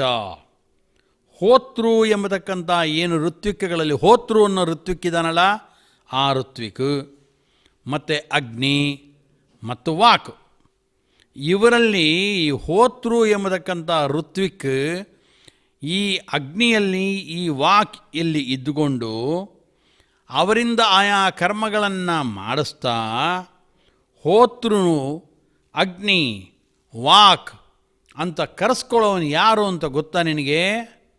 ಕರೆಸ್ಕೊಳ್ತಕ್ಕಂಥವನು ಸಾಕ್ಷಾತ್ ವಾಸುದೇವನಾಮಕನಾದ ಭಗವಂತ. ಚತುರ್ವ್ಯೂಹ ರೂಪ ಇದೆ ಭಗವಂತನದು, ವಾಸುದೇವ ಪ್ರದ್ಯುಮ್ನ ಸಂಕರ್ಷಣ ಅನಿರುದ್ಧ ಅಂತ. ಆ ವಾಸುದೇವ ಸಂಕರ್ಷಣ ಪ್ರದ್ಯುಮ್ನ ಅನಿರುದ್ಧ ಎಂಬ ಏನು ಚತುರ್ವ್ಯೂಹದಲ್ಲಿ ಅಡಕವಾದ ಭಗವಂತನ ರೂಪಗಳಿದೆ, ಈ ರೂಪಗಳೇ ಹೋತೃವಿನಲ್ಲಿ, ಅನಂತರದಲ್ಲಿ ಉದ್ಗಾತೃವಿನಲ್ಲಿ, ಅಧ್ವರ್ಯುವಿನಲ್ಲಿ, ಅನಂತರದಲ್ಲಿ ಯಜಮಾನನಲ್ಲಿ, ಬ್ರಹ್ಮನಲ್ಲಿ ಇದೇ ರೂಪಗಳು ಇರುವಂಥದ್ದು. ಆ ರೂಪಗಳು ಏನಿದೆ, ಆ ರೂಪಗಳನ್ನು ಯಾರು ಈ ರೀತಿಯಾಗಿ ಅನುಸಂಧಾನ ಮಾಡಿಕೊಂಡು ಆ ರೂಪಗಳನ್ನು ನಿತ್ಯ ಸ್ಮರಣೆಯನ್ನು ಮಾಡ್ತಾ ಅದರ ಉಪಾಸನೆಯನ್ನು ಯಾರು ಮಾಡ್ತಾರೆ, ಅಂಥ ವ್ಯಕ್ತಿ ಅವನು ಈ ಮೃತ್ಯುವಿನ ಆಕ್ರಮಣಕ್ಕೆ ವಿಶೇಷವಾಗಿ ಒಳಗಾಗದೆ, ಅರ್ಥಾತ್ ಅಕಾಲದಲ್ಲಿ ಮೃತ್ಯು ಇತ್ಯಾದಿಗಳನ್ನು ಪಡೆಯದೆ ಸಾಧನ ಸಂಪೂರ್ಣವನ್ನು ಮಾಡಿಕೊಂಡು ಮೋಕ್ಷವನ್ನು ಆತ ಪಡೀತಾನೆ ಅಂತ ತಿಳಿಸ್ತಾರೆ. ಹಾಗಾದರೆ ಇಲ್ಲಿ ತಿಳಿಸೋದೇನಪ್ಪ ಅಂತಂದರೆ, ಹೋತೃ ಇದಾನಲ್ಲ, ಆ ಹೋತೃವಿನಲ್ಲಿ ಹೋತೃನಾಮಕನಾಗಿರತಕ್ಕಂಥವನು ಭಗವಂತ.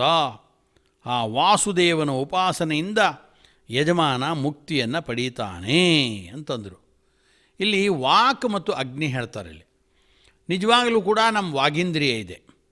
ಆ ವಾಗೀಂದ್ರಿಯಕ್ಕೆ ನಿಯಾಮಕನಾಗಿರತಕ್ಕಂಥ ತತ್ವಾಭಿಮಾನಿಯಾದ ದೇವತೆ ಅಗ್ನಿ. ಆದ್ದರಿಂದ ಸಂಪೂರ್ಣವಾಗಿ ಅಗ್ನಿ ಎಂಬ ತತ್ವಾಭಿಮಾನಿಯಾದ ದೇವತೆಯೇ ನಮ್ಮ ವಾಗೀಂದ್ರಿಯವನ್ನು ಪ್ರವೃತ್ತಿಗೊಳಿಸಿ ಮಾತಾಡಿಸೋದು ಸಾಮಾನ್ಯವಾದದ್ದು. ಆದರೆ ಪೂರ್ಣವಾಗಿ ಸ್ವಾತಂತ್ರ್ಯ ಅನ್ನೋದು ಅಗ್ನಿಗೆ ಇಲ್ಲ. ಆ ವಾಕ್ ಅಂತಿದೆಯಲ್ಲ, ಆ ವಾಕ್ನಲ್ಲಿ ಇರತಕ್ಕಂಥ ವಾಸುದೇವ ರೂಪಿಯಾದ ಭಗವಂತನೇ ಅಗ್ನಿಯಲ್ಲಿ ಅಗ್ನಿನಾಮಕನಾಗಿ ಇದ್ದಾನೆ. ಹೀಗೆ ವಾಕ್ ಮತ್ತು ಅಗ್ನಿಗಳಲ್ಲಿರತಕ್ಕಂಥ ಅಗ್ನಿನಾಮಕನಾದ ವಾಕ್ನಾಮಕನಾದ ವಾಸುದೇವ ರೂಪಿಯಾದ ಭಗವಂತನೇ ಅವನೇನು ಮಾಡ್ತಾನವನು ಅಂದರೆ ಹೋತೃವಿನಲ್ಲಿ ಹೋತ ಎಂಬ ಹೆಸರಿನಿಂದ ಅವನಲ್ಲಿ ಇರ್ತಾನೆ. ಯಾರು? ವಾಸುದೇವ ರೂಪ. ಅಂದರೆ ಇದನ್ನು ಯಾಕೆ ಹೇಳ್ತಾ ಇದ್ದಾರೆ ಅಂತಂದರೆ, ಈ ಹೋತೃ ಇದಾನಲ್ಲ, ಈ ಹೋತೃ ತಾನು ಮಂತ್ರಗಳನ್ನು ಹೇಳ್ತಾನೆ ನೋಡಿ. ಆ ಮಂತ್ರಗಳನ್ನು ಹೇಳೋ ಕಾಲದಲ್ಲಿ ವಾಗೀಂದ್ರಿಯ ಬೇಕು, ಅಗ್ನಿ ಬೇಕಲ್ಲಿ. ಆದ್ದರಿಂದ ಹೋತೃಗೆ ಸಂಬಂಧಪಟ್ಟಂಥದ್ದು ವಾಕ್ ಮತ್ತು ಅಗ್ನಿಗಳು, ಅದನ್ನು ಇಲ್ಲಿ ಗ್ರಹಣ ಮಾಡಿಕೊಂಡ್ರು. ಆದ್ದರಿಂದ ವಾಕ್ನಲ್ಲಿ ವಾಕ್ಯೆಂಬ ಹೆಸರಿನಿಂದ ಇರತಕ್ಕಂಥವನು ಪ್ರದ್ಯುಮ್ನ ರೂಪಿಯಾದ ವಾಸುದೇವ ರೂಪಿಯಾದ ಭಗವಂತ. ಹಾಗೆ ವಾಗೀಂದ್ರಿಯಕ್ಕೆ ಪ್ರೇರಕನಾದ ತತ್ವಾಭಿಮಾನ ದೇವತೆ ಅಗ್ನಿ, ಅವನ ಒಳಗಡೆ ಇರುವಂಥವನು ಕೂಡ ವಾಸುದೇವ ರೂಪಿಯಾದ ಭಗವಂತ. ಈ ಭಗವಂತನೇ ಹೋತೃವಿನಲ್ಲಿ ಹೋತೃ ಎಂಬ ಹೆಸರಿನಿಂದ ಇರತಕ್ಕಂಥವನು ಭಗವಂತ, ಅದೇ ವಾಸುದೇವ ರೂಪಿಯಾದ ಭಗವಂತ. ಹೋತೃವಿನಲ್ಲಿ ಹೋತೃನಾಮಕನಾಗಿದ್ದಾನೆ. ಅವನೇ ನಮಗೆ ಅಕಾಲದಲ್ಲಿ ಮೃತ್ಯು ಬರದಂತೆ ಮಾಡಿ, ಎಲ್ಲ ಚೇತನ ರಾಶಿಗಳನ್ನು ಮೃತ್ಯು ಆಕ್ರಮಣ ಮಾಡ್ತಾಯಿದ್ರೂ ಕೂಡ ಈ ರೂಪಗಳನ್ನು ಇಂತಿಂಥ ರೂಪಗಳಿಂದ ಭಗವಂತ ಹೀಗೆ ವಾಕ್ನಲ್ಲಿದ್ದಾನೆ, ಅಗ್ನಿಯಲ್ಲಿದ್ದಾನೆ, ಅನಂತರದಲ್ಲಿ ಹೋತೃವಿನಲ್ಲಿದ್ದಾನೆ, ವಾಸುದೇವ ರೂಪಿಯಾದ ಭಗವಂತ ಅಂತ ವಿಶೇಷವಾಗಿ ಉಪಾಸನೆಯನ್ನು ಮಾಡ್ತಾ ಆ ಯಜ್ಞಾದಿಗಳನ್ನು ನಿರಂತರವಾಗಿ ಜೀವನದಲ್ಲಿ ನಡೆಸ್ತಾ ಇದ್ದಾಗ ಅಕಾಲದಲ್ಲಿ ಮೃತ್ಯು ಇತ್ಯಾದಿಗಳಿಗೆ ಒಳಗಾಗದೆ ಅವನು ತನ್ನ ಸಾಧನವನ್ನು ಪೂರ್ಣ ಮಾಡಿಕೊಂಡು ಮೋಕ್ಷವನ್ನು ಆತ ಪಡೀತಾನೆ. ಅದಕ್ಕೆ ಕಾರಣಕ್ಕೆ ಯಾರದಕ್ಕೆ ಅಂತಂದರೆ ವಾಸುದೇವ ರೂಪಿಯಾದ ಭಗವಂತನ ಅನುಗ್ರಹದಿಂದ ಅವನೇ ಮುಕ್ತಿಯನ್ನು ಕೊಡತಕ್ಕಂಥವನು. ಅದರಲ್ಲೂ ದೇವತೆಗಳಿಗೆ ಅಧಿಕ ಸುಖ ಇರತಕ್ಕಂಥ ಅತಿಶಯವಾದ ಮುಕ್ತಿಯನ್ನು ಕೊಡತಕ್ಕಂಥವನು ಅದೇ ವಾಸುದೇವ ರೂಪಿಯಾದ ಭಗವಂತ ಅಂತರ್ಥ. ಇಷ್ಟನ್ನು ಯಾಜ್ಞವಲ್ಕ್ಯರು ಇಲ್ಲಿ ತಿಳಿಸ್ತಾರೆ. ಇಲ್ಲಿ ನಿಜವಾಗಲೂ ಕೂಡ ಋತ್ವಿಕ್ಗಳಲ್ಲಿ ಹೋತೃ, ಅನಂತರದಲ್ಲಿ ಉದ್ಗಾತೃ, ಅಧ್ವರ್ಯು, ಬ್ರಹ್ಮ 4 ಜನ ಇದ್ದಾರೆ. ಈ 4 ಜನದಲ್ಲಿ ಈ ಆಶ್ವಲ ಇದನಲ್ಲ, ಆಶ್ವಲ ಎಂಬ ಋಷಿಯೂ ಕೂಡ ಆತ ಹೋತೃ. ಆದ್ದರಿಂದ ಒಂದು ದೃಷ್ಟಿಯಿಂದ ಇಲ್ಲಿ ನೇರವಾಗಿ ಎಷ್ಟು ಚೆನ್ನಾಗಿ ಯಾಜ್ಞವಲ್ಕ್ಯರು ಉತ್ತರ ಕೊಡ್ತಾರೆ ಅಂದರೆ, ಇಲ್ಲಿ ಮೊದಲು ಅಧ್ವರ್ಯವನ್ನು ತಗೊಳ್ಳಿಲ್ಲ ನೋಡಿ, ಉದ್ಗಾತ್ರವನ್ನು ತೆಗೆದುಕೊಂಡಿಲ್ಲ ಇಲ್ಲಿ, ಅಥವಾ ಬ್ರಹ್ಮನನ್ನು ಕೂಡ ತೆಗೆದುಕೊಳ್ಳಿಲ್ಲ ಇಲ್ಲಿ. ಮೊದಲು ತೆಗೆದುಕೊಂಡಿದ್ದೇ ಹೋತೃವನ್ನು. ಯಾಕೆ ಅಂದರೆ ಈ ಆಶ್ವಲ ಇವನು ಋತ್ವಿಕಗಳಲ್ಲಿ ಹೋತೃಸ್ಥಾನದಲ್ಲಿರುವಂಥವನು. ಆದ್ದರಿಂದ ಇವನೇನು ಮಾಡ್ದ ಅಂದರೆ ಪ್ರಶ್ನೆ ಕೇಳಿದ್ದಕ್ಕೆ ಇವನೇನೆ. ಅದಕ್ಕೋಸ್ಕರ ಒಂದು ದೃಷ್ಟಿಯಿಂದ ಹೇಳ್ಬೇಕಾದ್ರೆ ನೀನೇ ಮೋಕ್ಷವನ್ನು ಕೊಡೋದು ಅಂತ ನೇರವಾಗಿ ಯಾಜ್ಞವಲ್ಕ್ಯರು ಅವನಿಗೆ ಹೇಳದಂತೆ ಇತ್ತು.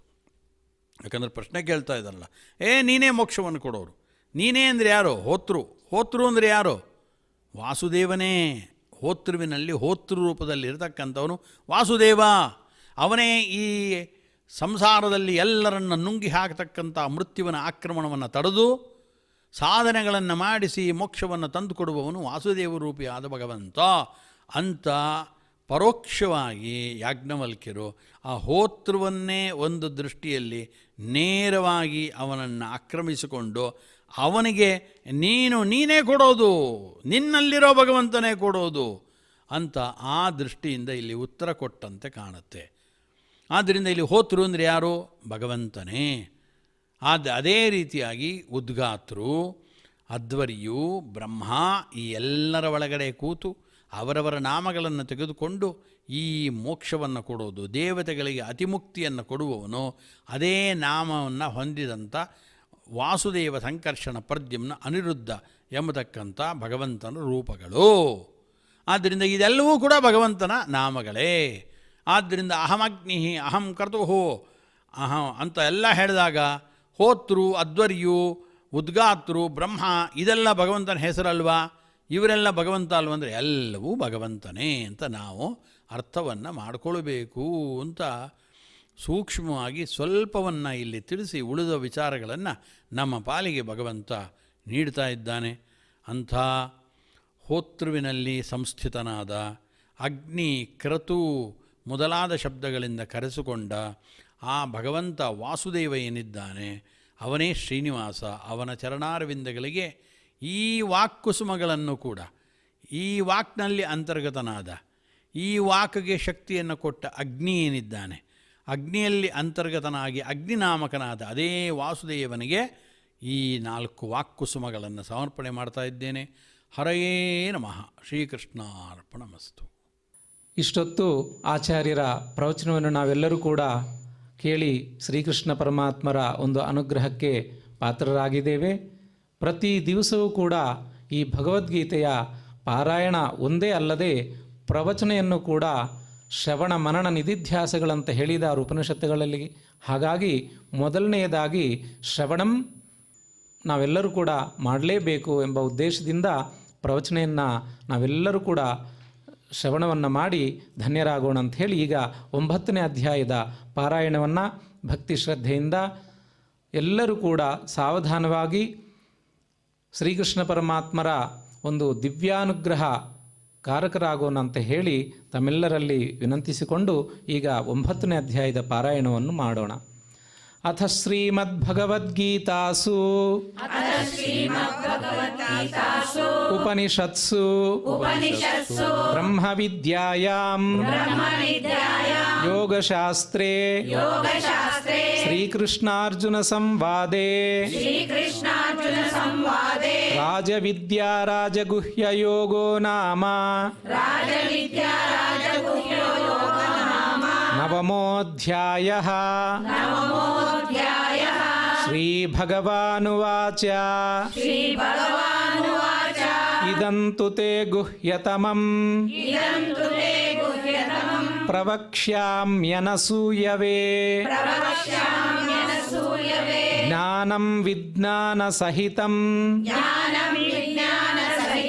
ಯಜ್ಞಾತ್ವಾ ಮೋಕ್ಷಸೇ ಶುಭಾತ್. ರಾಜವಿದ್ಯಾ ರಾಜಗುಹ್ಯಂ పవిత్రమిదముత్తమం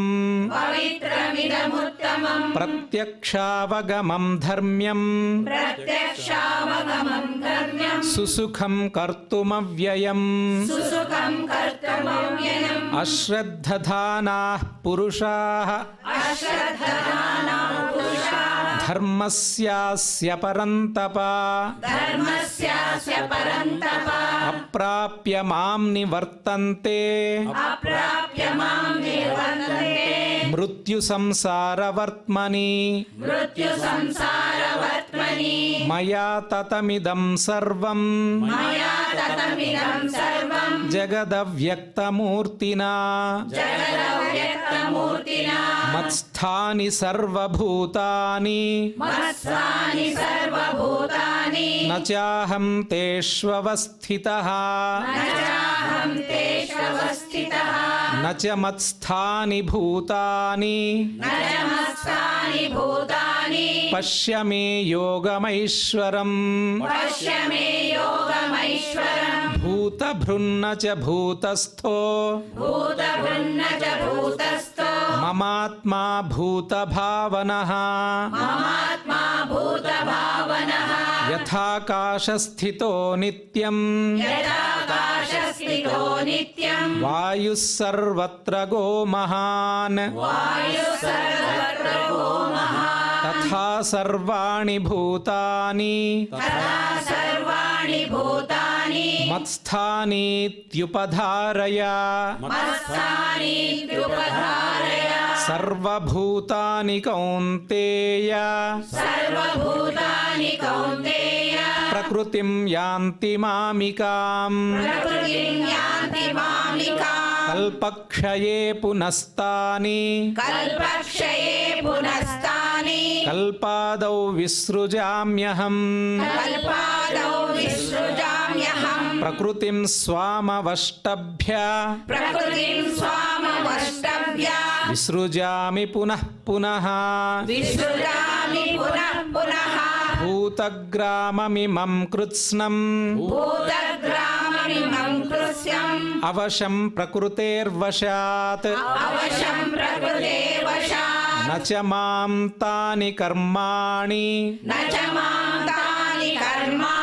నిబధ్నంతి ధనంజయ ఉదాసీనవదాసీనం అసక్తం తేషు కర్మసు మయాధ్యక్షేణ ప్రకృతిః సూయతే సచరాచరం హేతునానేన కౌంతేయ జగద్విపరివర్తతే అవజానంతి మాం మూఢాః మానుషీం తనుమాశ్రితం పరం భావమజానంతో మమ భూతమహేశ్వరం మోఘకర్మాణో మోఘజ్ఞానావిచేతసః రాక్షసీమాసురీం చైవ ప్రకృతిం మోహినీం శ్రితాః మహాత్మానస్తు మాం పార్థ దైవీం ప్రకృతిమాశ్రితాః భజంత్యనన్యమనసో జ్ఞాత్వా భూతాదిమవ్యయం సతతం కీర్తయంతో మాం యతంతశ్చ దృఢవ్రతాః నమస్యంతశ్చ మాం భక్త్యా నిత్యయుక్తా ఉపాసతే జ్ఞానయజ్ఞేన చాప్యన్యే यजन्तो मामुपासते यजन्तो मामुपासते एकत्वेन पृथक्त्वेन एकत्वेन पृथक्त्वेन बहुधा विश्वतोमुखम् बहुधा विश्वतोमुखम् अहं क्रतुरहं यज्ञः अहं क्रतुरहं यज्ञः स्वधाहमहमौषधम् स्वदाहमहमौषधम् मन्त्रोऽहमहमेवाज्यम् मन्त्रोऽहमहमेवाज्यम् अहमग्निरहं हुतम् अहमग्निरहं हुतम् पिताहमस्य जगतो पिताहमस्य जगतो माता धाता पितामहः माता धाता पितामहः वेद्यं पवित्रमोङ्कारः वेद्यं पवित्रमोङ्कारः ऋक्सामयजुरेव च रुक्सामयजुरेव च गतिर्भर्ता प्रभुः साक्षी गतिर्भर्ता प्रभुः साक्षी निवासः शरणं सुहृत् निवासशरणं सुहृत् प्रभवः प्रलयस्थानम् प्रभवः प्रलयस्थानं निधानं बीजमव्ययम् निधानं बीजमव्ययम् तपाम्यहमहं वर्षम् तपाम्यहमहं वर्षम् निगृह्णाम्युत्सृजामि च निगृह्णाम्युत्सृजामि च अमृतं चैव मृत्युश्च अमृतं चैव मृत्युश्च सदसच्चाहमर्जुन सदसच्चाहमर्जुन त्रैविद्या मां त्रैविद्या मां सोमपाः पूतपापा सोमपापूतपापा यज्ञैरिष्ट्वा यज्ञैरिष्ट्वा स्वर्गतिं प्रार्थयन्ते स्वर्गतिं प्रार्थयन्ते ते पुण्यमासाद्य ते पुण्यमासाद्य सुरेन्द्रलोकम् सुरेन्द्रलोकम् अश्नन्ति दिव्यान् अश्नन्ति दिव्यान् दिवि देवभोगान् दिवि देवभोगान् ते तं भुक्त्वा ते तं भुक्त्वा स्वर्गलोकं विशालम् स्वर्गलोकं विशालम् क्षीणे पुण्ये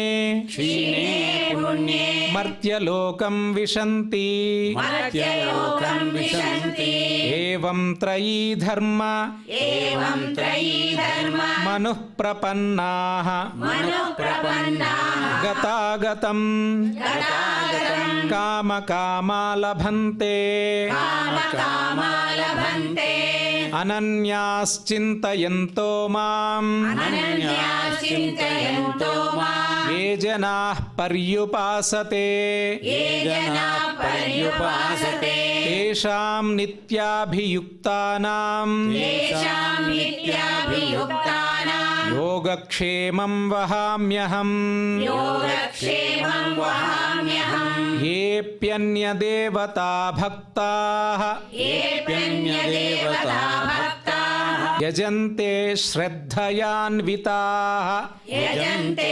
श्रद्धयान्विताः तेऽपि मामेव कौन्तेय तेऽपि मामेव कौन्तेय यजन्त्यविधिपूर्वकम् यजन्त्यविधिपूर्वकम् अहं हि सर्वयज्ञानाम् अहं हि सर्वयज्ञानां भोक्ता च प्रभुरेव च भोक्ता च प्रभुरेव च न तु मामभिजानन्ति न तु मामभिजानन्ति तत्त्वेनातस्य वन्ति ते तत्त्वेनातस्य वन्ति ते यान्ति देवव्रता देवान् यान्ति देवव्रता देवान् पितॄन्यान्ति पितृव्रताः पितॄन् यान्ति पितृव्रताः भूतानि यान्ति भूतेज्याः भूतानि यान्ति भूतेज्याः ಯಾಂತಿ ಮದ್ಯಾಜಿನೋಪಿ ಮಾಂ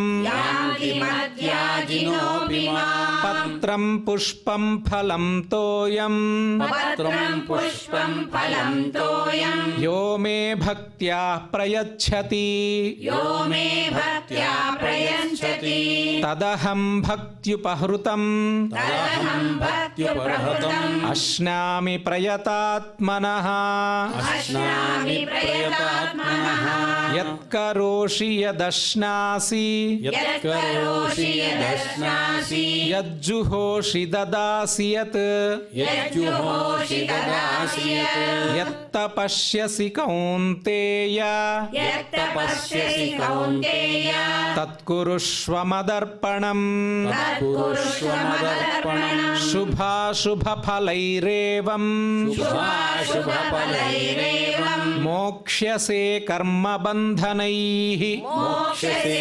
ಕರ್ಮಬಂಧನೈಃ ಸನ್ಯಾಸಯೋಗಯುಕ್ತಾತ್ಮಾ ಸನ್ಯಾಸಯೋಗಯುಕ್ತಾತ್ಮ ವಿಮುಕ್ತೋ ಮಾಮುಪೈಷ್ಯಸಿ ವಿಮುಕ್ತೋ ಮಾಮುಪೈಷ್ಯಸಿ ಸಮೋಹಂ ಸರ್ವಭೂತೇಷು ಸಮೋಹಂ ಸರ್ವಭೂತೇಷು ನ ಮೇ ದ್ವೇಷ್ಯೋಸ್ತಿ ನ ಪ್ರಿಯಃ ನ ಮೇ ದ್ವೇಷೋಸ್ತಿ ನ ಪ್ರಿಯಃ ಯೇ ಭಜಂತಿ ತು ಮಾಂ ಭಕ್ತ್ಯಾ ಯೇ ಭಜಂತಿ ತು ಮಾಂ ಭಕ್ತ್ಯಾ ಮಯಿ ತೇ ತೇಷು ಚಾಪ್ಯಹಂ ಮಯಿ ತೇ ತೇಷು ಚಾಪ್ಯಹಂ ಅಪಿ ಚೇತ್ ಸುದುರಾಚಾರೋ ಅಪಿ ಚೇತ್ ಸುದುರಾಚಾರೋ ಭಜತೆ ಮಾಮನನ್ಯಭಾಕ್ ಭಜತೆ ಮಾಮನನ್ಯಭಾಕ್ ಸಾಧುರೇವ ಸಮಂತವ್ಯಃ ಸಾಧುರೇವ ಸಮಂತವ್ಯಃ ಸಮ್ಯಗ್ ವ್ಯವಸಿತೋ ಹಿ ಸಃ ಸಮ್ಯಕ್ ವ್ಯವಸಿತೋ ಹಿ ಸಃ ಕ್ಷಿಪ್ರಂ ಭವತಿ ಧರ್ಮಾತ್ಮಾ ಕ್ಷಿಪ್ರಂ ಭವತಿ ಧರ್ಮಾತ್ಮಾ ಶಶ್ವಚ್ಛಾಂತಿಂ ನಿಗಚ್ಛತಿ ಶಶ್ವಚ್ಛಾಂತಿಂ ನಿಗಚ್ಚತಿ ಕೌಂತೇಯ ಪ್ರತಿಜಾನೀಹಿ ಕೌಂತೇಯ ಪ್ರತಿಜಾನೀಹಿ ನ ಮೇ ಭಕ್ತಃ ಪ್ರಣಶ್ಯತಿ ನ ಮೇ ಭಕ್ತ ಪ್ರಣಶ್ಯತಿ ಮಾಂ ಹಿ ಪಾರ್ಥವ್ಯಪಾಶ್ರಿತ್ಯ ಮಾಹಿ ಪಾರ್ಥವ್ಯಪಾಶ್ರಿತ್ಯ ಏಪಿ ಸ್ಯುಃ ಪಾಪಯೋನಯಃ ಏಪಿ ಸ್ಯುಃ ಪಾಪಯೋನಯಃ ಸ್ತ್ರಿಯೋ ವೈಶ್ಯಾಸ್ತಥಾ ಶೂದ್ರಾಃ ಶ್ರಿಯೋ ವೈಶ್ಯಾಸ್ತಥಾ ಶೂದ್ರಾಃ ತೇಪಿ ಯಾಂತಿ ಪರಾಂ ಗತಿಂ ತೇಪಿ ಯಾಂತಿ ಪರಾಂ ಗತಿಂ ಕಿಂ ಪುನರ್ಬ್ರಾಹ್ಮಣಾಃ ಪುಣ್ಯಾಃ ಕಿಂ ಪುನಃ ಬ್ರಾಹ್ಮಣಾ ಪುಣ್ಯಾಃ ಭಕ್ತಾ ರಾಜರ್ಷಯಸ್ತಥಾ ಭಕ್ತಾ ರಾಜರ್ಷಯಸ್ತಥಾ ಅನಿತ್ಯಮಸುಖಂ ಲೋಕಂ ಅನಿತ್ಯಮಸುಖಂ ಲೋಕಂ ಇಮಂ ಪ್ರಾಪ್ಯ ಭಜಸ್ವ ಮಾಂ ಇಮಂ ಪ್ರಾಪ್ಯ ಭಜಸ್ವ ಮಾಂ ಮನ್ಮನಾ ಭವ ಮದ್ಭಕ್ತೋ ಮನ್ಮನಾ ಭವ ಮದ್ಭಕ್ತೋ ಮದ್ಯಾಜೀ ಮಾಂ ನಮಸ್ಕುರು ಮದ್ಯಾಜೀ ಮಾಂ ನಮಸ್ಕುರು ಮಾಮೇ ವೈಷ್ಯಸಿ ಯುಕ್ತ್ವೈವಂ ಮಾಮೇ ವೈಶ್ಯಸಿ ಯುಕ್ತ್ವೈವಂ ಆತ್ಮಾನಂ ಮತ್ಪರಾಯಣಃ ಆತ್ಮಾನಂ ಮತ್ಪರಾಯಣಃ ಇತಿ ಶ್ರೀಮದ್ಭಗವದ್ಗೀತಾಸು ಇತಿ ಶ್ರೀಮದ್ಭಗವದ್ಗೀತಾಸು ಉಪನಿಷತ್ಸು ಉಪನಿಷತ್ಸು ಬ್ರಹ್ಮವಿದ್ಯಾಯಾಂ ಬ್ರಹ್ಮವಿದ್ಯಾಯಾಂ ಯೋಗಶಾಸ್ತ್ರೇ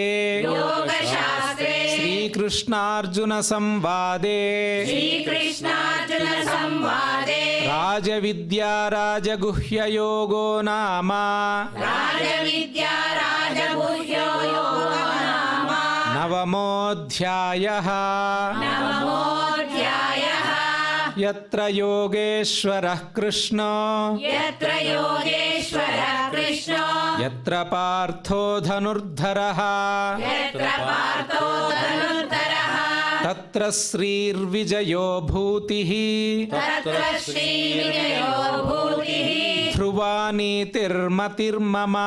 ಧ್ರುವ ನೀತಿರ್ಮತಿರ್ಮಮ. ತಾವೆಲ್ಲರೂ ಕೂಡ ಈಗ 9ನೇ ಅಧ್ಯಾಯದ ಪಾರಾಯಣವನ್ನು ಮಾಡಿದ್ದೀರಿ. ಆ ಪಾರಾಯಣದ ಶ್ಲೋಕಾಂತರ್ಗತ ಯಾವುದೇ ಒಂದು ಪದಗಳಲ್ಲಿ ನಾವು ತಪ್ಪುಗಳು ಹೇಳಿದ್ದಲ್ಲಿ ನಮಗೆ ಆ ಪರಮಾತ್ಮರ ಒಂದು ಅನುಗ್ರಹದಿಂದ ಕ್ಷಮೆ ಇರಲಿ ಎಂಬ ಉದ್ದೇಶದಿಂದ ಈಗ ಕ್ಷಮಾ ಪ್ರಾರ್ಥನೆಯನ್ನು ನಾವೆಲ್ಲರೂ ಕೂಡ ಮಾಡೋಣ. ಯದಕ್ಷರಪದಭ್ರಷ್ಟಂ ಮಾತ್ರಾಹೀನಂಚ ಯದ್ಭವೇತ್ ತತ್ಸರ್ವಂ ಕ್ಷಮ್ಯತಾಂ ದೇವ ನಾರಾಯಣ ನಮೋಸ್ತುತೇ. ಕಾಯೇನ ವಾಚಾ ಮನಸೇಂದ್ರಿಯೈರ್ವಾ ಬುದ್ಧ್ಯಾತ್ಮನಾ ವಾ ಪ್ರಕೃತೆ ಸ್ವಭಾವಾತ್ ಕರೋಮಿ ಯದ್ಯತ್ ಸಕಲಂ ಪರಸ್ಮೈ ನಾರಾಯಣಾಯೇತಿ ಸಮರ್ಪಯಾಮಿ. ಲೋಕಕ್ಷೇಮ ಪ್ರಾರ್ಥನೆಯನ್ನು ಮಾಡೋಣ. ಸರ್ವೇ ಭವಂತು ಸುಖಿನಃ ಸರ್ವೇ ಸಂತು ನಿರಾಮಯಾಃ ಸರ್ವೇ ಭದ್ರಾಣಿ ಪಶ್ಯಂತು ಮಾ ಕಶ್ಚಿತ್ ದುಃಖ ಭಾಗ್ ಭವೇತ್. ಇವತ್ತು ಶ್ರೀನಿವಾಸ ದೇವರ ಒಂದು ಪ್ರಾರ್ಥನೆಯನ್ನು ಮಾಡೋಣ. ಭಕ್ತಿ ಶ್ರದ್ಧೆಯಿಂದ ಮನದಲ್ಲಿ ನಮ್ಮ ಹೃದಯದಲ್ಲಿ ಕೂಡ ಶ್ರೀನಿವಾಸನನ್ನು ಪ್ರಾರ್ಥಿಸಿ ಈ ಶ್ಲೋಕವನ್ನು ಹೇಳೋಣ. ಶ್ರಿಯಃ ಕಾಂತಾಯ ಕಲ್ಯಾಣ ನಿಧಯೇ ನಿಧಯೇರ್ಥಿನಾಂ ಶ್ರೀ ವೆಂಕಟ ನಿವಾಸಾಯ ಶ್ರೀನಿವಾಸಾಯ ಮಂಗಳಂ. ಶ್ರೀ ವೆಂಕಟ ನಿವಾಸಾಯ ಶ್ರೀನಿವಾಸಾಯ ಮಂಗಳಂ. ಶ್ರೀ ಶ್ರೀನಿವಾಸಾಯ ಮಂಗಳಂ.